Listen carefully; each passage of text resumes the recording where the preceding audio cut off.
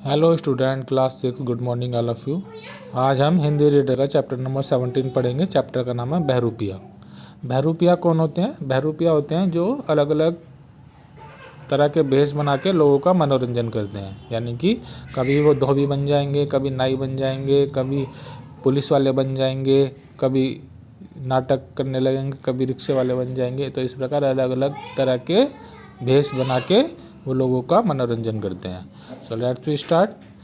बहरूपिया अब बहुत कम देखने को मिलते हैं। आधुनिक जीवन की जटिलताओं ने अब इस विद्या को प्राय समाप्त कर दिया है। किसी रईस और अमीरों का मनोरंजन करने वाले बहरूपिया प्राय नगर में पाए जाते थे। ये कभी धोबी का रूप बनाकर आते थे, कभी डाकिये का हूबहू उसी की तरह व्यवहार करते हुए प्राय लोगों को भ्रम में डाल देते थे। तो वो कह रहा है कि जो आजकल बहरूपिया बहुत कम देखने को मिल जाते हैं। पहले बहुत आते थे ये। और ये क्या करते हैं, ये जो नगर के बहुत ही अमीर लोग होते हैं, रईस लोग होते हैं, उनको अलग अलग तरह के भेष बना के उनका मनोरंजन करते थे। लेकिन आजकल के जीवन में इतनी परेशानियां हो गई हैं कि ये जो विद्या है, ये जो एक कला है, ये धीरे धीरे समाप्त हो गई है। हूबहू उसी तरह प्राय लोगों को भ्रम में डाल देते थे। यही उनकी सफलता का रास्ता। धोखा खाने वाला रईस इन्हें इनाम देता था। इस तरह के बहरूपिये का एक किस्सा मैंने राजस्थानी लोक कथाओं में सुना था। वह मुझे अभी भी अच्छी तरह याद है। मुझे लगता है कि हम सबके भीतर कहीं ना कहीं उसी तरह का एक बहरूपिया बैठा है। तो वो कह रहा है कि जब ये लोगों को अलग अलग भेष बना के उनका मनोरंजन करते थे और जो लोग इनसे धोखा खा जाते थे, यानी कि इनकी एक्टिंग में और इनकी जो ये नाटक करते थे उसमें आ जाते थे और इनको असली समझने लगते थे, वो फिर बाद में जब पता चलता था तो इनको इनाम भी देते थे। एक बार एक बहरूपिये ने साधु का रूप बनाया। सिर पर जटाएं, नंगे सर पर भभूत, माथे पर त्रिपुंड, कमर में लंगोटी। उसके रूप में कहीं कोई कसर नहीं थी और वह एकदम संसार त्यागी साधु ही लगता था। तो एक बार एक बहरूपिया होता, उसने एक साधु का रूप बनाया। उसने क्या करा, जटाएं लगा ली, भभूत लगा ली शरीर पे, माथे पर तिलक लगा लिया और कमर में लंगोटी बांध ली। तो वो एकदम बिल्कुल साधु की तरह लगने लगा। उसने नगर के बाहर बड़े पेड़ के नीचे अपनी कुटी तैयार की, बगीचा लगाया, बैठकर तपस्या करने लगा। धीरे धीरे सारे नगर में समाचार फैलने लगे। बहुत पहुंचे महात्मा ने नगर में आकर डेरा लगाया। लोग उसके दर्शन को आने लगे। धीरे धीरे चारों तरफ साधु का यश फैल गया। सारे दिन उसके यहाँ भीड़ लगी रहती। लोग कहते थे कि महात्मा के उपदेशों में जादू है। अपनी इस कीर्ति से साधु कभी कभी बड़ा आश्चर्य होता और मन ही मन अपनी सफलता पर मुस्कुराता। क्या हुआ, उसने क्या करा, साधु का वेश बनाया और एक पेड़ के नीचे कुटिया बना के वहाँ पर नगर के बाहर बैठ गया। धीरे धीरे लोगों को पता चला कि ऐसे ऐसे एक महात्मा आए हुए हैं। तो वो उसके पास जाने लगे, वो उनको उपदेश देने लगा। लोग उसके उपदेश से प्रभावित होते और धीरे धीरे ये बात पूरे शहर में फैल गई कि ऐसे ऐसे एक महात्मा आए हुए हैं और वो सभी लोगों को अच्छे उपदेश देते हैं। नगर के सबसे बड़े सेठ से जब किसी ने साधु का जिक्र किया तो वह अविश्वास में हंस पड़ा। बोला, ऐसे ढोंगी जाने यहाँ कितने आते रहते हैं। और वह अपने कारोबार में लग गया। लेकिन साधु भी कभी कभी सोचता कि जब इस बहरूपिये जीवन में लौटने में क्या रखा है, क्यों ना इसी रूप में अपनी बाकी ज़िंदगी काटी जाए। लेकिन कभी कभी उसका मन धिक्कारने लगता कि वह ज़िंदगी भर साधु बना रहा तो अपने असली पेशे के साथ बेईमानी करेगा। इसी सोच विचार में उसके दिन निकलने लगे। अब धीरे धीरे लोग उसके पास आने लगे, भीड़ लगने लगी। तो जो नगर का सेठ था सबसे बड़ा, उसके पास भी ये बात पहुंची। तो उसने लोगों को ये कह के मना कर दिया कि मैं उस साधु से नहीं मिलूंगा, क्योंकि ऐसे ढोंगी महात्मा बहुत आते रहते हैं, पता नहीं कौन है, कहाँ से आया है। और वो अपने कारोबार में लग गया। जो बहरूपिया था, जो साधु बन गया था, वो भी ये सोचने लगा कि जो साधु है इससे बहुत ही अच्छे यश मिल रहा है, सब लोग मेरा इतनी सेवा करते हैं, इतनी इज्जत करते हैं, तो दोबारा बहरूपिया बनने से कोई फ़ायदा नहीं है। लेकिन फिर वो दूसरे क्षण यही सोचता, दूसरे पल यही सोचता कि अगर वो इसी तरह साधु बना रहा तो जो उसका बहरूपिये वाला पेशा है वो उसके साथ बेईमानी करेगा। तो इस तरह ये सोचते सोचते उसके आगे के दिन निकलने लगे। एक बार सेठ जी की पत्नी बहुत बीमार हो गई। दुनिया भर के इलाज करा, अच्छे से अच्छे वैद्य डॉक्टर बुलाए, लेकिन सेठानी की तबीयत ठीक नहीं। उसे लगता था कि जब वह साधु नहीं बचेगा। मित्रों और शुभचिंतकों ने सलाह दी, एक बार इस साधु को दिखा देने में क्या हानि है। हार कर सेठ तैयार हो गया। साधु ने जब दूर से सेठ को आते देखा तो बहुत ही प्रसन्न हुआ। नगर का सबसे बड़ा करोड़पति उसके यहाँ आ रहा था। अब क्या हुआ, एक बार सेठ जी की पत्नी की तबीयत खराब हो गई। उसने बहुत अच्छे डॉक्टर को और वैद्य को दिखाया, लेकिन सब बेकार। उसकी पत्नी की तबीयत दिन ब दिन बीमार होती जा रही थी, दिन ब दिन खराब होती जा रही थी। अब सेठ जी को लगा कि मेरी जो पत्नी है वो नहीं बचेगी। तब किसी ने कहा, आप एक बार उन साधु के पास हो जाइए, क्या पता वो आपकी पत्नी को सही कर दें। हार कर जो होता है सेठ तैयार होता और वो साधु से मिलने चला जाता। जब साधु दूर से देखता कि नगर का सबसे बड़ा सेठ मुझसे मिलने आ रहा, वो देख के बड़ा प्रसन्न होता। आगे आगे सेठ और उसके पीछे डोली में बैठी सेठानी, बीमार सेठानी थी। उसने जाकर साधु के चरण पकड़ लिए। महाराज जैसे भी हो सेठानी को जीवन दान दीजिए, मेरे घर की लक्ष्मी है, इसी कारण 1 करोड़ की संपत्ति आई है। जिस दिन से इसने मेरा पाँव रखा है, मैं जिस भी काम में हाथ लगा उसी में लाभ होगा। अगर इसे कुछ हो गया तो मैं कहीं का नहीं रहूँगा। साधु ने गंभीर चेहरा बनाकर डोली का पर्दा उठाया। सेठानी बेहोश पड़ी थी। भगवान ने चाहा तो सेठानी 7 दिन में ठीक हो जाएगी, उसने कहा, और धूनी की चुटकी भर राख उसके ऊपर डाल दी। फिर रोज अपने यहाँ आने को कह के उसने अपनी आंखें मूंद कर समाधि में लग गई। अब जो सेठ जी थे वो अपनी पत्नी को लेके साधु के पास आ जाते हैं। साधु के चरण पकड़ के कहने लगे कि महाराज ये मेरे घर की लक्ष्मी है, इसे किसी प्रकार आप बचा लीजिए। तो जो साधु होता है वो सेठ जी की पत्नी को देखते हैं और उनको एक विभूति दे देते हैं अपनी धुनी में से उठा के, और कहते हैं कि आप इसको उनके शरीर पर डाल देते हैं और कहते हैं आप यहाँ पर रोज़ आ जाइएगा तो आपकी पत्नी 7 दिन में सही हो जाएगी। सेठानी रोज़ आने लगी और संयोग से धीरे धीरे उसकी तबीयत सुधरने लगी। 7-8 दिन में लगने लगा कि उसकी बीमारी अब समाप्त होने लगी है। सेठ को साधु पर अटूट विश्वास हो गया और वह रोज़ उसके पास आने लगा। सेठानी ठीक हो गई, लेकिन सेठ रोज़ आता रहा।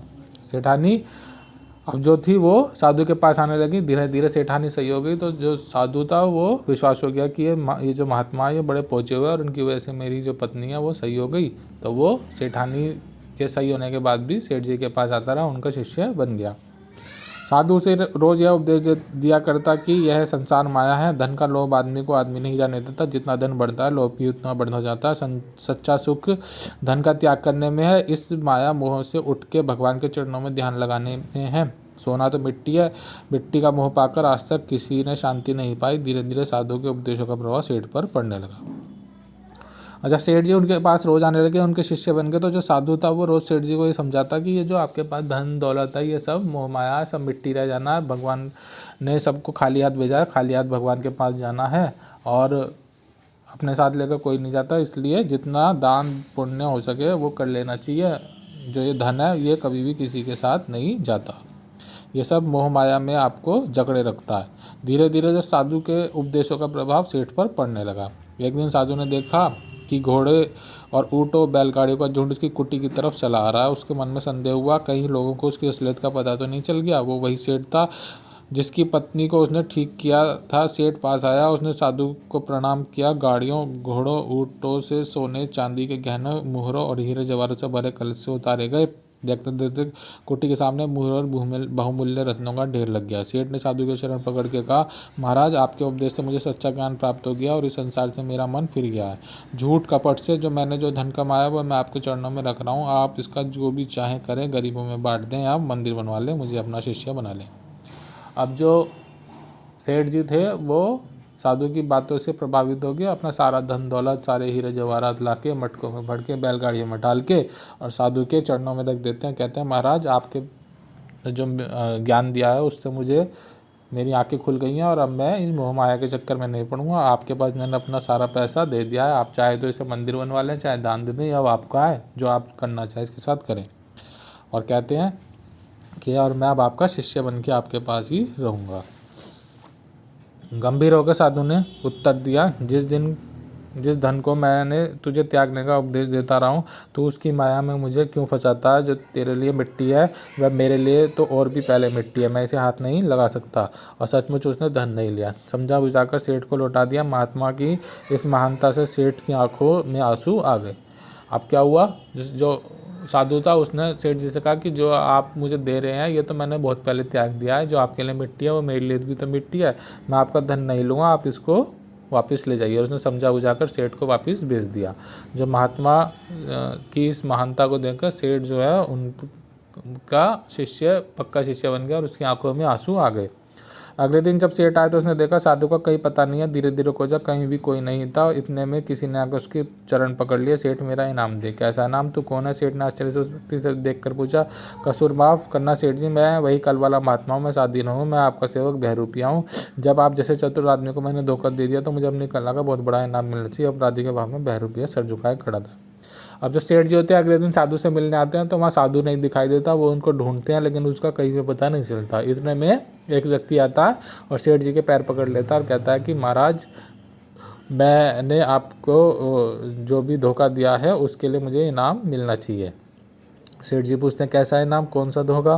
तो वो कहते हैं कि जो कल महात्मा से आप मिले थे वो मैं ही हूँ, और मैं साधु बन के आप जैसे बुद्धिमान व्यक्ति को मैंने धोखा दे दिया, तो इस कला के लिए मुझे आपका इनाम चाहिए। सेठ आश्चर्य से उसकी ओर देखने लगा, फिर संभल कर बोला, इनाम तो तुझे मैं दूंगा, लेकिन सचमुच तूने अपने काम में कमाल कर दिया। लेकिन यह बात बता, कल जब मैं अपनी सारी संपत्ति लेकर तेरे पास आया था तो तूने उसे स्वीकार क्यों नहीं किया? अगर तू उसे ले लेता तो आज तू सेठ होता। तो सेठ जी कहते हैं ठीक है, तूने मुझे अपनी कला से धोखा दिया, ये तेरी कला की कदर है और मैं तुझको इस चीज़ का इनाम दूंगा। लेकिन ये बता, जब मैं तेरे पास कल अपना सारा पैसा जेवर धन और सोने चांदी की अशरफिया लेके आया था, तब तूने उसको स्वीकार क्यों नहीं किया? अगर तू ले लेता तो आज तू सेठ होता।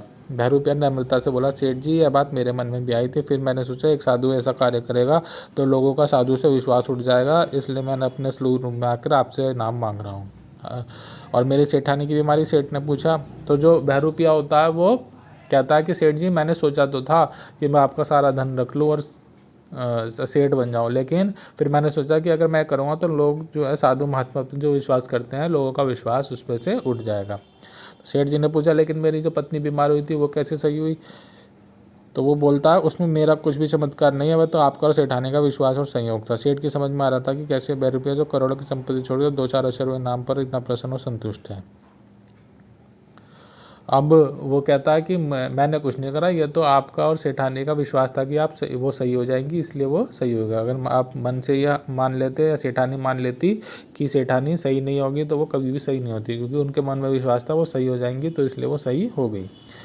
अब सेठ की ये समझ नहीं आ रहा था कि कैसे वो इस बहरूपिया को, जो इसने करोड़ों की संपत्ति छोड़ के और इनाम 2-4 अशरफियों के इनाम के लिए, किस प्रकार ये इतनी बड़ी संपत्ति को छोड़ के 2-4 इनाम के लिए मेरे पास आया, उसको ये समझ में नहीं आ रहा था।